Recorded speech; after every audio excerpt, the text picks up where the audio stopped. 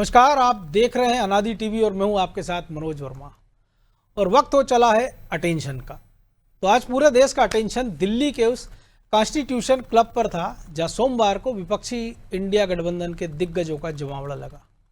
राहुल गांधी, ममता बनर्जी, अखिलेश यादव, उद्धव ठाकरे सब एक छत के नीचे।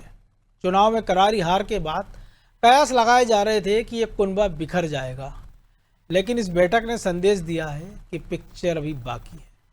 विपक्ष का दावा है कि 5 बड़े मुद्दों पर सहमति बन गई है। बेरोजगारी और महंगाई पर सरकार को घेरेंगे और 8 अगस्त को हैदराबाद में अगली हुंकार भरी जाएगी। लेकिन सवाल तो उठेंगे और आज अटेंशन में हमारा सीधा सवाल है कि क्या ये एकजुटता सिर्फ तस्वीरों तक सीमित है? और जब आम आदमी पार्टी पहले ही किनारा कर चुकी है और तमिलनाडु की बड़ी ताकत डीएमके इस बैठक से नदारत हो, तो क्या ये गठबंधन वाकई मजबूत है या सिर्फ हार के डर से जबरन हाथ मिला रहे हैं? एक तरफ विपक्ष का कहना है कि जनता की आवाज़ उठा रहे हैं, तो दूसरी तरफ आलोचकों का आरोप है कि इनके पास मोदी विरोध के सिवा देश के विकास का कोई विजन नहीं है। इसी पर आज करेंगे चर्चा, लेकिन पहले जरा अटेंशन दीजिए इस रिपोर्ट पर।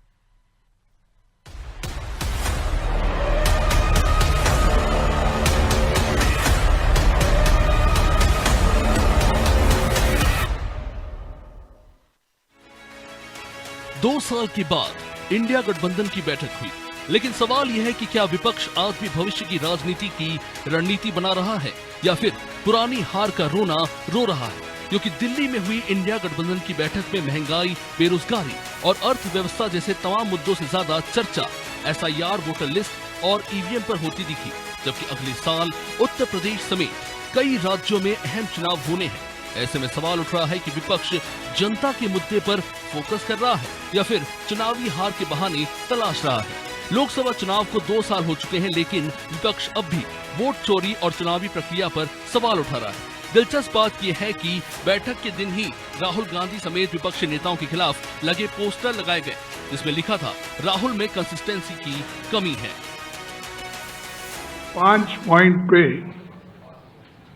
आज सहमति जताई है और इनके लिए, इन मुद्दों पर हम डट के काम करेंगे, लड़ेंगे। वोट लूट and stealing elections, the letter to be delivered to the chief justice of India very soon. India गठबंधन की इस बैठक के कई राजनीतिक मायने भी निकाले जा रहे हैं। एक समय था जब ममता बनर्जी समेत अन्य क्षेत्रीय दलों के नेता राष्ट्रीय राजनीति में अपनी अलग ताकत दिखाते थे, लेकिन अब हालात बदल चुके हैं। कई क्षेत्रीय दल अपने अपने राज्यों में चुनौतियों से जूझ रहे हैं। ऐसे में कांग्रेस और खासकर राहुल गांधी की भूमिका गठबंधन के भीतर पहले से ज्यादा मजबूत होती दिखाई दे रही है। इधर बीजेपी ने इंडिया गठबंधन की बैठक को पूरी तरह निशाने पर लिया। बीजेपी का कहना है कि इस गठबंधन के पास ना कोई नेतृत्व है, ना साझा एजेंडा और ना ही कोई स्पष्ट राजनीतिक दिशा। ये लोग जब मर्जी होती है चाय समोसे के लिए इकट्ठे हो जाते हैं। इंडिया अलायंस लोकसभा के चुनाव के बाद ही भंग हो गया था। न इसका नेता है, न नीति है, न नेतृत्व है, न इसका कोई दफ्तर है, न इसका कोई लेटर पैड है। जब चाहते हैं कुछ नेता इकट्ठे हो जाते हैं और भारतीय जनता पार्टी को और मोदी जी को कोसने लगते हैं। इसके अलावा इनका कोई एजेंडा नहीं है। कुल मिलाकर 2 साल के बाद इंडिया गठबंधन की बैठक जितनी राजनीतिक रणनीति के लिए चर्चा में है, उससे ज्यादा उसके एजेंडे को लेकर सवाल खड़े हो रहे हैं। जब देश कई नए राजनीतिक और आर्थिक मुद्दों पर बहस कर रहा है, तब विपक्ष अब भी एसआईआर, वोट चोरी और ईवीएम पर अटका हुआ दिखाई दे रहा है। ऐसे में बड़ा सवाल यही है कि क्या इंडिया गठबंधन 27-28 के चुनावों की तैयारी कर रहा है या फिर अभी भी 24 के नतीजों से बाहर नहीं निकल पाया है। ब्यूरो रिपोर्ट, अनादि टीवी।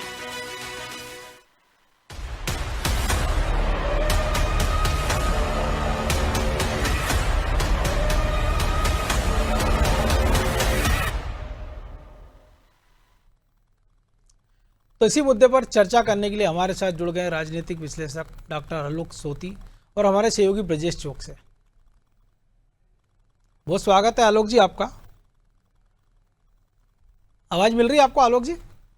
जी, मेरी आवाज आप तक पहुंच रही है? जी जी, मिल रही।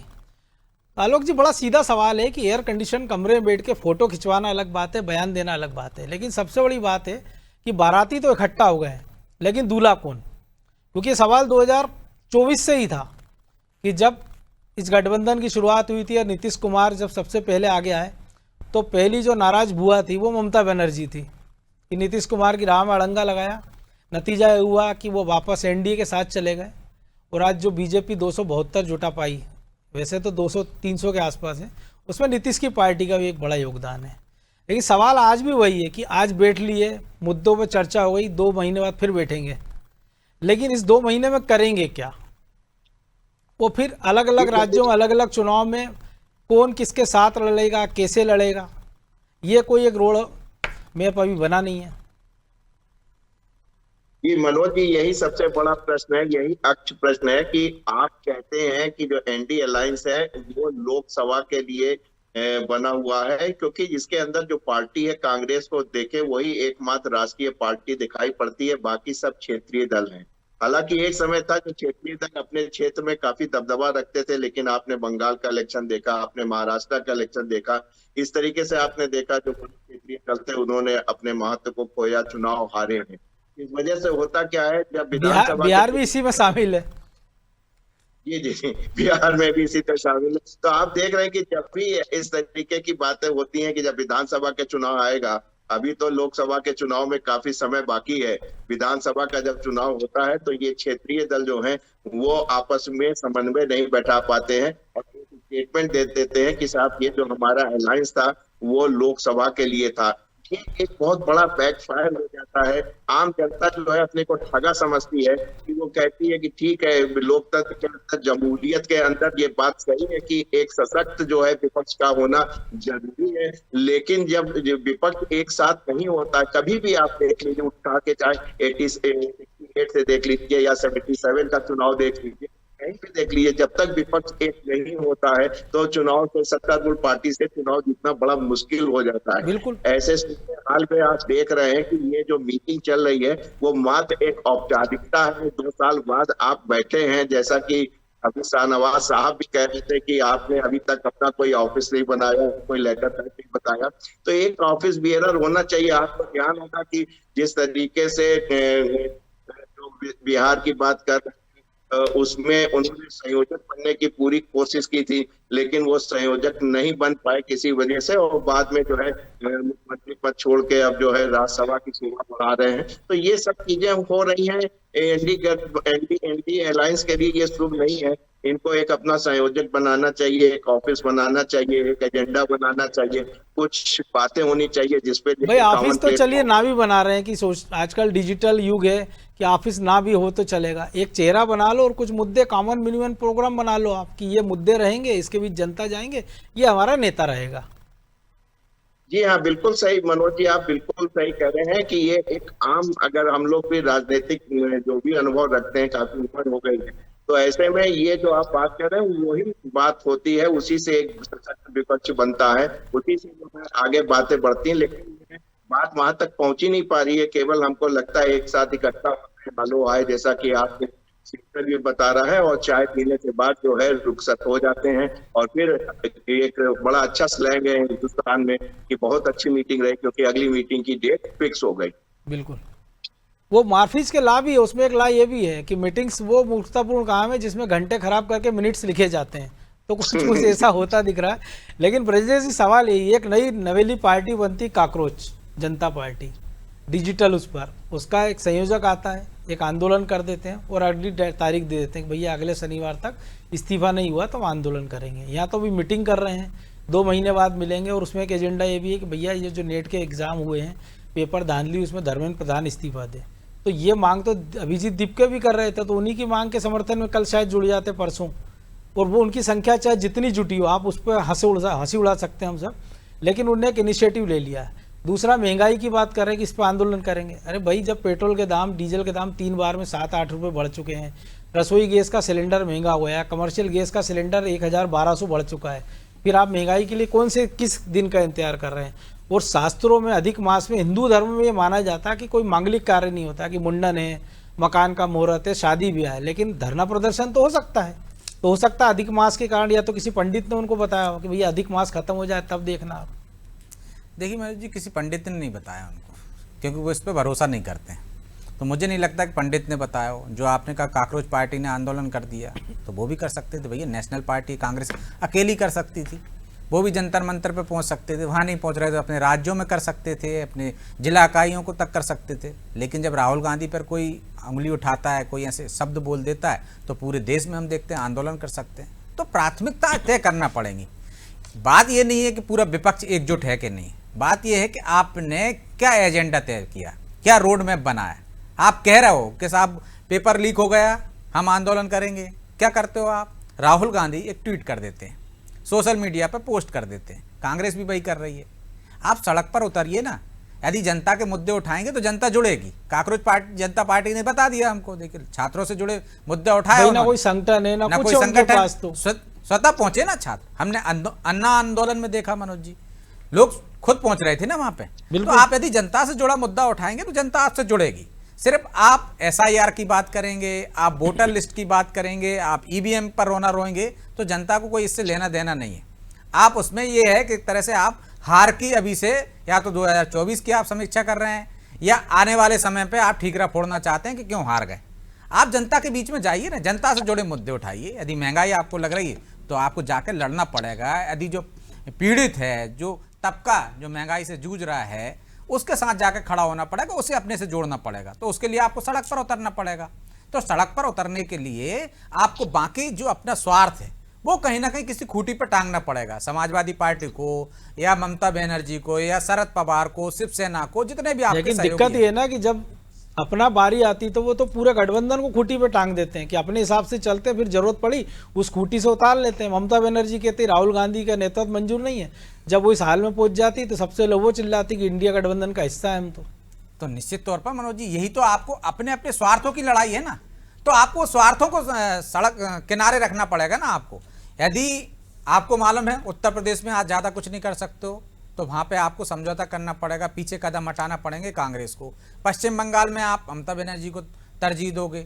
आप एक ऐसा गठबंधन बनाओगे जब जिनका जहाँ पे पावर है उनको उतनी तवज्जो देना पड़ेगी। आप बिहार में ये नहीं कह सकते हो तेजस्वी से कि भैया आप चुनाव हो रहे हैं, हमने देखा कैसी खबरें आ रही थी कि राहुल गांधी मिल ही नहीं रहे, सीटों के बंटवारे पे किस तरह का विवाद है। तो ये अभी से आप अपनी रणनीति बनाओगे तो एक आदमी बेचारा तेजस्वी होगा। महंगाई बेरोजगारी को मुद्दा बना रहा, राहुल गांधी लगे थे संविधान खतरे में है SIR को लेकर, और नतीजा हुआ कि आधा दर्जन पे कुछ सिमट गए और RGT की जो पलीता लगा दिया। जिन मुद्दों से लगातार आपको विफलता मिल रही है, आप, मैं नहीं कह रहा हूं कि राजनीतिक मुद्दे नहीं है या इनसे कोई फर्क नहीं पड़ता, लेकिन जब तक आप जनता के हित की बात नहीं करोगे, एक रणनीति नहीं बनाओगे, एक मॉडल नहीं दोगे जनता को कि भाई ये बीजेपी का मॉडल है, ये हमारा है, हम इससे बेहतर देंगे। यदि आप कह रहे हो कि नीट में इस तरह से गड़बड़ियां हो रही हैं, तो आपको एक नया मॉडल देना पड़ेगा ना, हम इस तरह की व्यवस्था करेंगे। यदि आपको महंगाई की है तो हम इस तरह की व्यवस्था करेंगे। आपको एक मॉडल जनता के सामने रखना पड़ेगा, जनता चुनेगी कि भाई किसका अच्छा है किसका बुरा है। अभी तो आप सिर्फ आलोचना कर रहे हो ना, कि आप आलोचना से कैसे जीत जाओगे? मॉडल तो छोड़िए, वो तो लालच में भी नहीं आ रही ना जनता। वो कह रहे 2000 दे रही, हम 5000 देंगे,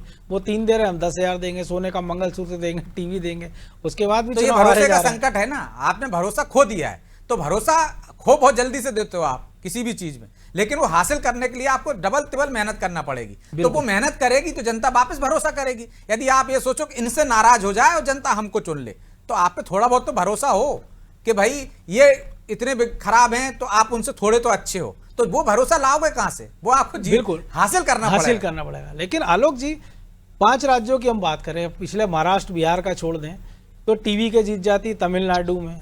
इसके बाद हम देखते हैं केरल में कांग्रेस को बम्पर जीत मिलती है, असम, पुडुचेरी और पश्चिम बंगाल में बीजेपी और उनका गठबंधन।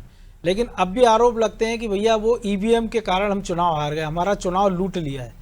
तो ये EVM भी अलग अलग तरह की SIR भी, कि केरल में कुछ और करती है, तमिलनाडु में कुछ और करती है, पश्चिम बंगाल आसाम में कुछ और करने लग जाती है।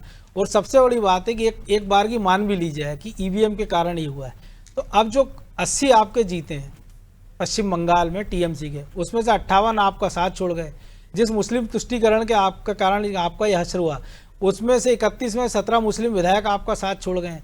आज 21 सांसदों ने बगावत कर दी और उन्होंने लोकसभा अध्यक्ष को चिट्ठी लिख दी, हमें अलग गुट के रूप में मान्यता दे दी जाए। तो ये तो आप ही की कमजोरी के कारण छोड़कर जा रहे हैं ना। और ये पहला ऐसा दल होगा जो 15 साल सत्ता में रहा और 20 दिन बाद 25 दिन बाद से फूट हो गई, और अभी तो 1 महीने से कुछ ही वक्त हुआ, 4 मई को नतीजे आए थे और 4 जून आते आते विधायकों में 2 फाड़ हो गई थी और आज सांसद अलग हो गए हैं। जी मनोज जी, आप बिल्कुल बहुत अच्छी बात कह रहे हैं, लेकिन ये थोड़ा सा बहुत ही गंभीर सवाल है कि इस तरीके की जो व्यवस्थाएं हो रही हैं। बिल्कुल सही बात है कि ईवीएम और SIR जो चलता है सर पे, उस पर हम कोई टीकला नहीं ठोक सकते हैं, क्योंकि वो हमेशा से चलता आया है। ईवीएम कोई आज से नहीं चल रही है। और आप ईवीएम की जो सेटिंग कहते हैं कितनी कर पाएंगे, इसमें जो है लाखों जो है आप वो काम करती हैं, उनकी सबकी सेटिंग करना, उनको करना, जो कि असंभव है। बिल्कुल बेसिक माइक्रो प्रोसेसर पे सारी एक मशीन है जो 1200 से 1500 बोर्ड को काउंट करती है। बिल्कुल बहुत ज्यादा कोई महत्व नहीं होता, बहुत कॉम्प्लिकेटेड नहीं। लेकिन जिस तरीके से विपक्ष, जैसा कि अभी ब्रिजेश जी कह रहे थे कि विपक्ष जो मुद्दे उठाने चाहिए, जनता से जुड़े हुए मुद्दे उठाने चाहिए, वो मुद्दे नहीं उठा पा रही है, और बल्कि जो है वो वोट चोरी करना एक मुद्दा उठा रही है, ईवीएम का उठा रही है, SR का उठा रही है, जिससे कोई डायरेक्ट कनेक्शन नहीं है। इस वजह से जो है डायरेक्ट कनेक्ट नहीं हो पा रहा है विपक्ष जो है वो लोगों से या अपने वोटर से, कारण इनको सबसे ज्यादा समस्या का हो रही है। दूसरी बात जो आपने कहा कि किस तरीके से आपने जो आपने देखा महाराष्ट्र में भी कि जिस तरीके से पार्टी का टूटना हुआ और दो दल का बनना हुआ, वैसे ही आपने अभी देखा यहाँ पंजाब के अंदर क्या हुआ, राज्यसभा के सदस्य जो अलग राघव चड्ढा के साथ आके एक अलग अपना गुट बना दिया। तो इस तरीके की बंगाल में भी चल रही थी। बंगाल की परिस्थितियां कुछ अलग ही थी। भाई दोनों चीज है जो ब्रजेश जी ने कहा कि आप जनता का विश्वास नहीं जीत पा रहे, और दूसरा आप लीडर होकर अपने ही पार्टी के लोगों का विश्वास नहीं जीत पा रहे। और सब मूल में अगर घूमकर देखें तो कहीं ना कहीं परिवारवाद का चक्कर है कि कहीं कोई तेजस्वी से नाराज है, कोई अभिषेक बनर्जी से नाराज है, कोई उद्धव ठाकरे उनके बेटे से नाराज था, कोई DMK में स्टालिन के बेटा उदयनिधि से नाराज था। एक नाराजगी तो थी, लेकिन बंगाल का केस मनोज जी थोड़ा सा अलग है। वहाँ करप्शन और भ्रष्टाचार और जो स्थितियां वहाँ 15 साल बनी हैं, इसकी जो है जांच होगी और लोगों के ऊपर जो हाथ उठाएगी, उससे भी बचने के लिए लोग अपने लिए एक नया रास्ता नहीं। तो हम देख रहे हैं ना कि करारी हार हमने देखा कि बिहार में भी हुई है, करारी हार हमने महाराष्ट्र में भी देखी, लेकिन ऐसा नहीं हुआ कि कटमनी के लिए अनाउंस हो रहा कि पैसे ले जाओ, या पब्लिक अंडे मार रही, जूते मार रही कि भैया कटमनी लौटा दो। तो ये एकदम आप सही कह रहे हो, एकदम कैरेक्टर ही अलग है पश्चिम बंगाल की राजनीति का। जी।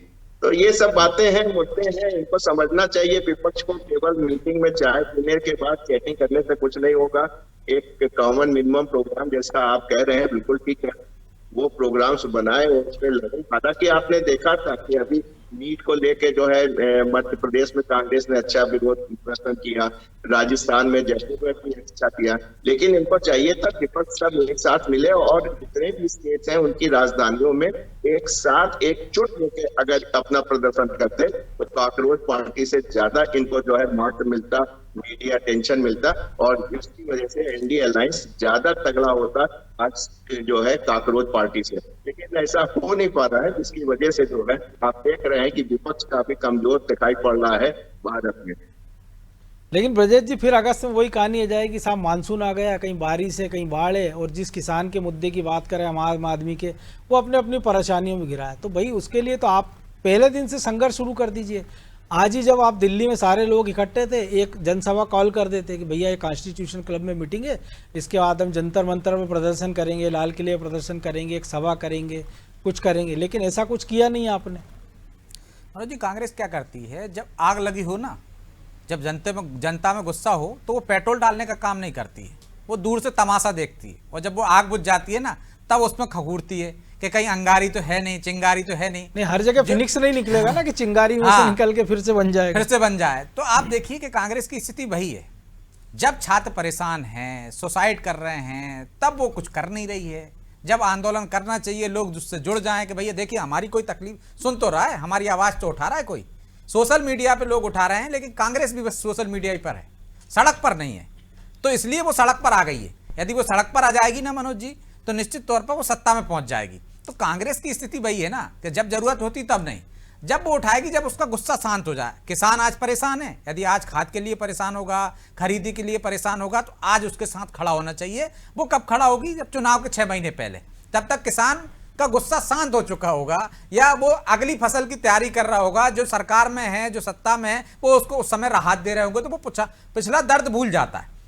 आदमी को पिछला दर्द याद नहीं रहता मनोज जी। कोई परेशानी है वो तत्काल देखता है कि आज मुझे क्या सुकून मिला है, क्या लाभ मिल रहा है मुझे, चलो हो गई एक बार गलती।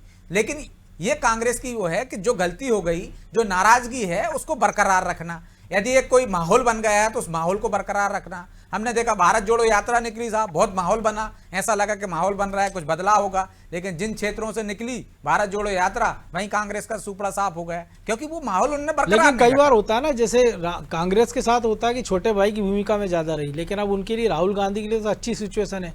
उनकी सबसे बड़ी प्रतिद्वंदी ममता बनर्जी पश्चिम बंगाल निपट जाती है, सभी जगह आरजेडी बिहार में नहीं, निपट जाते हैं, उद्धव एनसीपी महाराष्ट्र में निपट जाते हैं, और डीएमके तमिलनाडु में। अब वो इंतजार कर रहे होंगे राहुल गांधी की ऐसा कुछ अखिलेश के साथ उत्तर प्रदेश में हो जाए, फिर मैं आकर कहूं कि भैया 28 में कि मैं लीडर हूं और 29 का चुनाव का दूल्हा मैं रहूंगा। देखिए मनोज जी, आज की तारीख में लीडर तो कांग्रेस ही रहेगी, क्योंकि जो क्षेत्रीय दल हैं उनकी स्थिति देख ली। ममता बनर्जी पहले जैसी हालत में नहीं है कि वो कांग्रेस को वो दे सकें कि भाई हाँ कौन दावेदार है दिल्ली में ताल ठोकने के लिए। आज की तारीख में सबको कांग्रेस के छाते के नीचे ही आना पड़ेगा, क्योंकि सबकी परिस्थितियां वैसे हो गई, चाहे आम आदमी पार्टी की हो, चाहे ममता बनर्जी की हो, चाहे अखिलेश यादव की हो, इनको सबको आना तो। लेकिन अब कांग्रेस को बड़ा दिल दिखाना पड़ेगा ना। कांग्रेस छाता बने तो सब आने के लिए तैयार हैं, लेकिन वो छाता बन नहीं रही है ना, सबसे बड़ी दिक्कत यही है। तो वो सबको साथ ले, जब आप नेतृत्व लेकिन करते ये हो, भी देखना होगा ना कि वो छाता मामूली बूंदाबांदी बौछार रोक सकता है, वो तूफान को नहीं रोक सकता है। तो इसके लिए वो छाते को सब लोगों को पकड़ना होगा। अकेले राहुल गांधी पकड़ेंगे तो छाता उड़ जाएगा। तो वही तो समस्या है ना, सबको पकड़ाने के लिए कौन तैयार करेगा? राहुल गांधी को करना चाहिए। अभी मौका अच्छा है, माहौल अच्छा है कि भाई सबसे बड़ा दल वो ही है, पूरे देश में उसकी वो है, तो इसके बाद में नेटवर्क है तो उसका फायदा उठाए। तो वो छोटे दलों को साथ ले, बड़े भाई की भूमिका निभाए ना। वो चाहता है सारा सब कुछ मुझे ही मिल जाए, तो लेकिन मिल जाए तो किसके सहयोग से मिलेगा ना? सबके सहयोग से मिलेगा। कि उत्तर प्रदेश में उनको बल दे, पश्चिम बंगाल में उनके कंधे पे हाथ रखे। ऐसा नहीं होगा कि आप चाहते हो कि साहब गठबंधन हो गया, लोकसभा के लिए हो गए, और राज्यों में हम एक दूसरे मुकाबला करेंगे। आज उनको गालियां देंगे, उनकी कमियां गिनाएंगे, फिर कहेंगे नहीं साहब ये तो बहुत अच्छे हैं, आप इन्हीं के प्रत्याशी को वोट दीजिए क्योंकि ये हमारे साथ हैं। तो ऐसा नहीं चलेगा ना। आपको सारा एक मिनिमम प्रोग्राम बनाना पड़ेगा आपको संयुक्त रूप से कि आप किसके साथ हैं। यदि आप जाएंगे लोकसभा में तो आपकी कितनी सीटें रहेंगी, राज्यों में आप जाएंगे तब भी एकजुटता दिखनी चाहिए। ऐसा नहीं दिखना चाहिए कि हाँ साहब राज्यों में आप अलग अलग। आम आदमी के साथ वो दिल्ली में लोकसभा का चुनाव साथ लड़ते हैं, साथ दोनों हार जाते हैं, इसके बाद विधानसभा रास्ते अलग। और एक आजकल जो लोकप्रिय गाना भी चल रहा है, जो जान जान करते हैं, परेशान बहुत करते हैं, सबसे पहले वही लेकर आते हैं शराब घोटाला, और फिर सरकार पे आरोप लगाते हैं साहब ये देखिए किस तरह से विपक्ष के नेताओं को जेल में डाल रहे हैं। लेकिन सबसे बड़ा संकट यही ना कि कॉन्स्टिट्यूशन क्लब में मैं भी 2-3 बार गया हूं कि जब नेता 200 रुपए की चाय वहां पीकर 10 रुपए की चाय पीने वाले गरीब की चिंता करेगा और ये कहेगा कि यार बेरोजगारी बहुत है, महंगाई बहुत है, और 2 महीने बाद सोचेगा आंदोलन की, तो फिर उसका गठबंधन का क्या हो सकता है, ये सब लोग जानते हैं। बहरहाल वक्त इतना ही था। बहुत धन्यवाद आलोक जी आपका। तो एक बात तो साफ है कि दिल्ली के कॉन्स्टिट्यूशन क्लब में हुई विपक्षी इंडिया गठबंधन की ये बैठक सिर्फ चाय नाश्ते तक सीमित नहीं थी। चुनावी हार के गहरे जख्मों के बाद विपक्ष ने एक बार फिर से खड़े होने और बेरोजगारी, महंगाई जैसे जनहित के 5 बड़े मुद्दों पर सरकार को घेरने का संकल्प लिया। लेकिन लोकतंत्र का एक बुनियादी नियम है एकजुट जा, सिर्फ बयानों से नहीं, नियत से और धरातल से भी साबित होना चाहिए। सवाल आज भी जस का तस है कि जिस गठबंधन की बैठक में अरविंद केजरीवाल की आप, दक्षिण भारत का बड़ा किला डीएम के नदारत हो, वो गठबंधन 2029 में देश की जनता को कितना भरोसा दे पाएगा।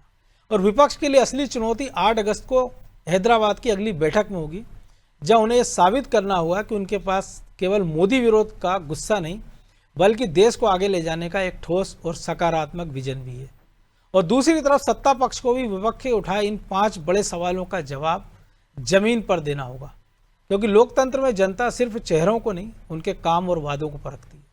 आज के अटेंशन में बस इतना ही। देश और दुनिया की तमाम खबरों के लिए देखते रहिए अनादि टीवी। नमस्कार।